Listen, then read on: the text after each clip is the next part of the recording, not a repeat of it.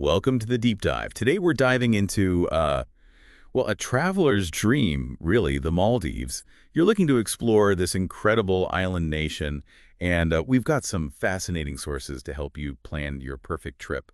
If you enjoyed this podcast, don't forget to hit that like button and subscribe to the channel so you don't miss future podcasts. Also, stay listening to the end of the podcast where we'll give a bonus tip on how to get great discounts on your holiday. I got our resident travel expert here ready to share their insights. Always happy to talk about travel. The Maldives really are something special. Okay, let's start with the basics. The Maldives are made up of over 1,000 islands, right?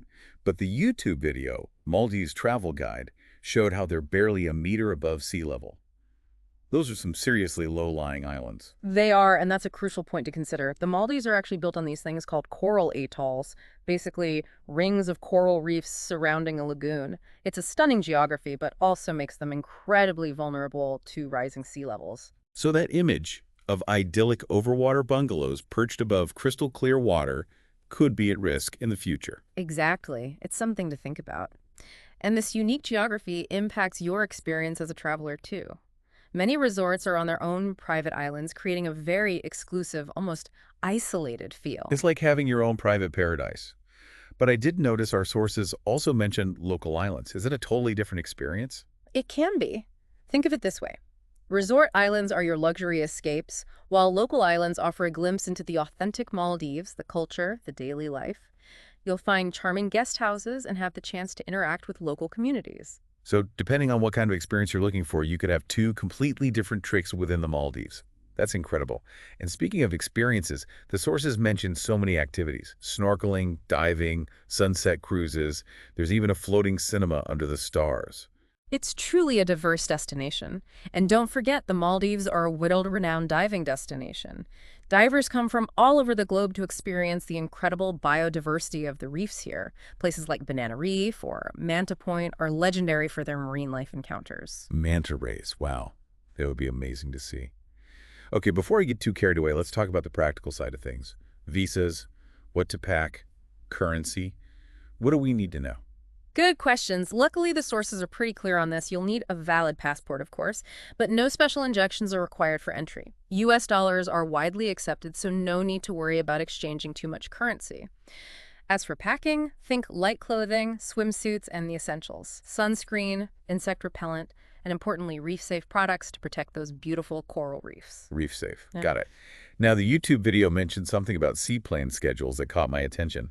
Apparently, you could end up stuck overnight in Malay if your international flight arrives late. That's right. Seaplanes are often the only way to reach those secluded resorts, but they only operate during daylight hours. So careful planning is essential. You'll want to make sure your international flight and seaplane transfer times align perfectly, or you might be spending an unexpected night in the capital. So a little bit of research and coordination goes a long way. Now, I'm really intrigued by these local islands. One of the sources mentioned Bandidu. What makes it special? Bandidu is a great example of a local island where you can experience a more authentic side of the Maldives. Remember, Maldivian culture is rooted in Islamic traditions, so it's important to be respectful of local customs and dress codes, especially on inhabited islands like Bandidu. That makes sense. It's always about being a mindful and respectful traveler. Now, what about Malay itself? The YouTube video described it as quite crowded and busy. Malay can be a bit overwhelming at first, yes. Crowds, traffic, vendors trying to get your attention. It's a far cry from the tranquil resorts. But it also has a vibrant energy. You'll find bustling markets, the Grand Friday Mosque, Sultan Park. There's a real sense of Maldivian life happening there. It sounds like a fascinating cultural experience. Okay, so we've talked about adventure culture, but let's not forget the relaxation factor. The Maldives are known for their incredible spas, sunset cruises. Just the idea of unwinding on those pristine beaches is enough to make me want to book a flight right now. Absolutely. That sense of tranquility is a huge part of the Maldives' appeal. It's a chance to disconnect from the everyday world and reconnect with yourself. It's a true escape. And beyond the relaxation, there's so much to explore in the water. We talked about diving, but what about other activities?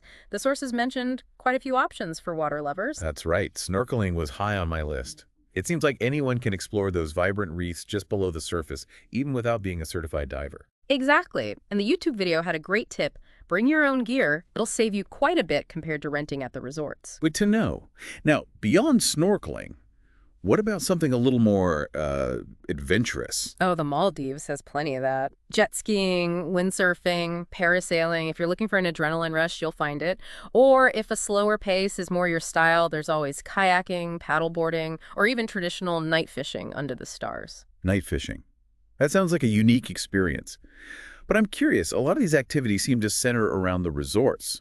What if you're staying on a local island and want to explore beyond your immediate surroundings? That's where island hopping comes in. You can take boat trips to nearby islands, whether it's a deserted sandbank for a private picnic or a visit to another local island to experience a different community. So you could spend a few days relaxing on a quiet local island, then hop over to a more bustling one to explore the markets and soak up the local culture. Precisely. And don't forget those sunset cruises. Imagine gliding across the water as the sun dips below the horizon, maybe even spotting some dolphins along the way. Now that's what I call a magical experience. Yeah. Speaking of magic, one thing that stood out to me in the sources was the emphasis on responsible travel. With such fragile beauty, it seems like preserving the Maldives is crucial. It absolutely is. The islands are facing challenges, particularly with rising sea levels and coral reef degradation.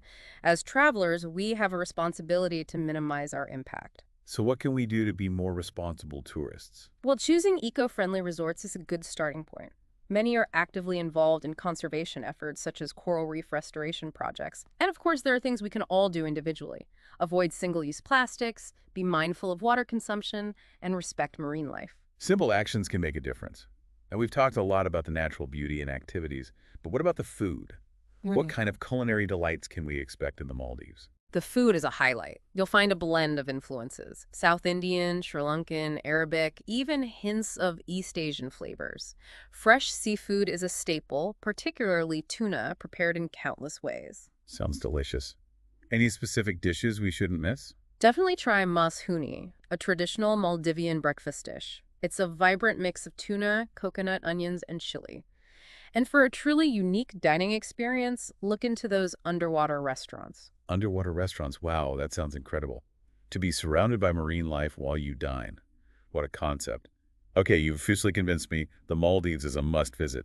But realistically, those luxurious resorts can be quite pricey. Are there ways to experience the Maldives without breaking the bank? Absolutely. Remember, local islands are a fantastic way to cut down on accommodation costs. You'll find charming guest houses that offer authentic Maldivian hospitality at a fraction of the price of a resort stay. That's good to hear. Any other budget-friendly tips? Traveling during the off-season, typically May to October, can often lead to lower prices on flights and accommodations.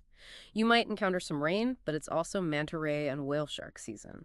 So, fewer crowds and the chance to see those incredible creatures sounds like a worthwhile trade-off. We talked earlier about bringing your own snorkeling gear. Any other packing tips that could help save money? Packing light is essential, especially if you're taking seaplanes with their strict baggage allowances. Also, bringing your own snacks and drinks, especially water, can help avoid those inflated resort prices. Smart thinking. Now, before we wrap up, let's talk about the can't-miss experiences. What are some absolute must-dos in the Maldives? With so much to offer, it's tough to narrow it down.